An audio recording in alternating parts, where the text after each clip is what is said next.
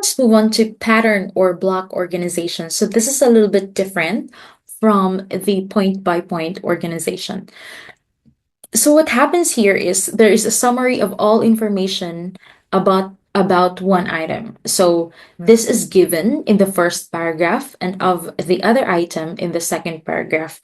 So the summary of all the information that you would like to contrast, of all the information of the aspect that you are contrasting between the items will be on the first paragraph, and then on the second paragraph will be for the second item. So first paragraph is for item 1 and second paragraph is for item 2.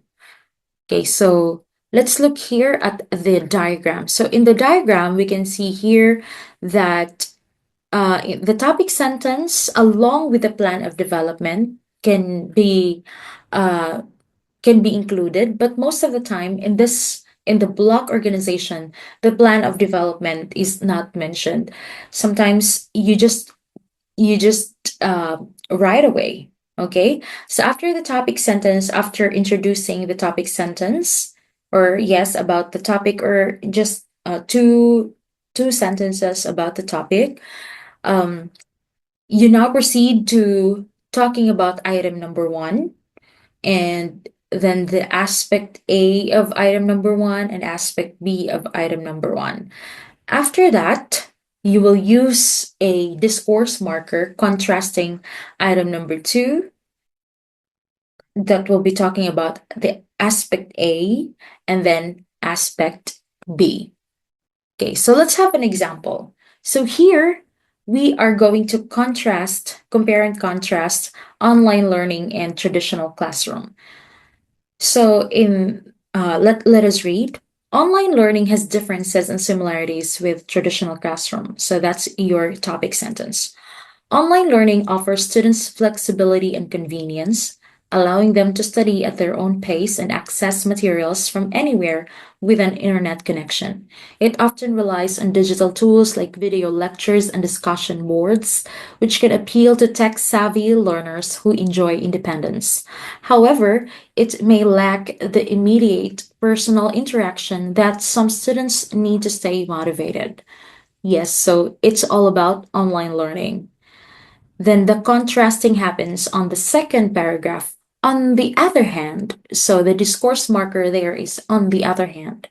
Traditional classroom learning provides a structured environment with set schedules and face-to-face engagement with instructors and peers. This setting fosters direct communication and hands-on activities, which can enhance understanding through real-time feedback. Yet, it requires physical attendance, which may be less convenient for students with busy schedules or limited access to transportation. So you can see here that the information about online learning has been given on the first paragraph, and the next paragraph is a contrast to online learning. So the aspects were already contrasted in the second paragraph. Okay, so the first paragraph is about online learning, and then we have, on the other hand, traditional classroom learning is discussed on the second paragraph. So this is the outline version for the block organization. So this is version 1. So in the first sentence, you talk about the topic sentence. You can optionally mention the plan of development. So in our example, we need here online learning has differences and similarities with traditional classroom. And then the second, similarities. So I have just invented or have written here because it was not mentioned there. Both need a facilitator. So both online learning and traditional classroom setting have a need for a facilitator. So you can include this if you're going to write a sentence or a paragraph about online learning and traditional classroom. You can include the similarities that both need a facilitator, and then you can proceed to talk about aspects of A and then aspects of B. So yeah, block for A, one block for A, and one block for B. And then next we have the second version, version 2, topic sentence. Okay, sorry. Okay. Yes.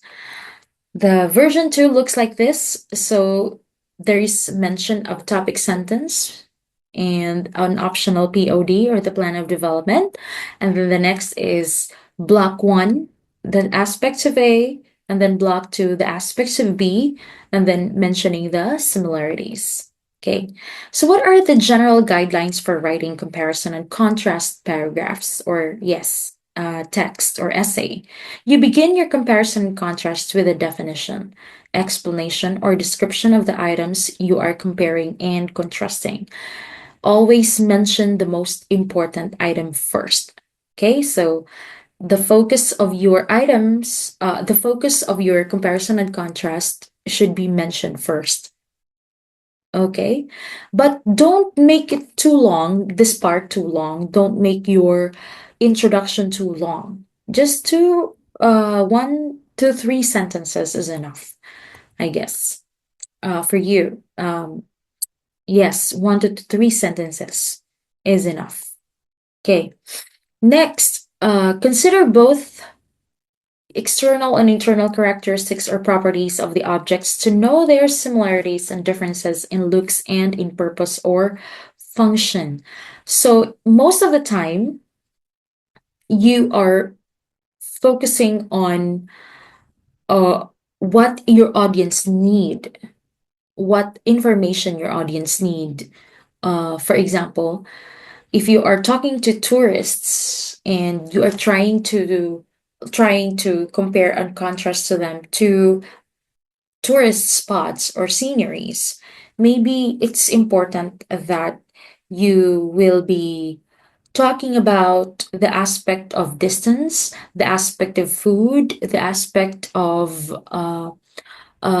season. Yeah, when would it be healthier for them to go to these tourist spots? But if you're going to uh explain or compare and contrast the two sceneries to developers, maybe you can add more to that, or you can exclude distance. Okay, maybe, I don't know, that depends on your audience and the purpose of why you are making a comparison and contrast. All right, next, bring out the similarities sorry bring out the similarities and differences of things based on criteria, standards, or characteristics belonging or close to the topic of comparison and contrast. So I guess you have to study, you have to know what are the things that should be included, what are the characteristics that should be included in order for you to be able to create a comparison and contrast paragraph. Next, put their similarities and differences in an organized manner by using a particular comparison contrast method. Always decide if you're going to use the point by point or the black method. Okay, so I think that's uh, all for today. That's all for comparison and contrast method of expository paragraph development. So I hope that you've learned a lot today, and I will see you in my next content. Thank you so much for watching my video, and I hope to see you in my next content. Stay with me because I will be uploading a lot of educational videos for you as a teacher, as a lesson taker, or someone who just wants to improve their skills and abilities in writing and awesome language stuff. So don't forget to follow, don't forget to share, and don't forget to subscribe. See ya!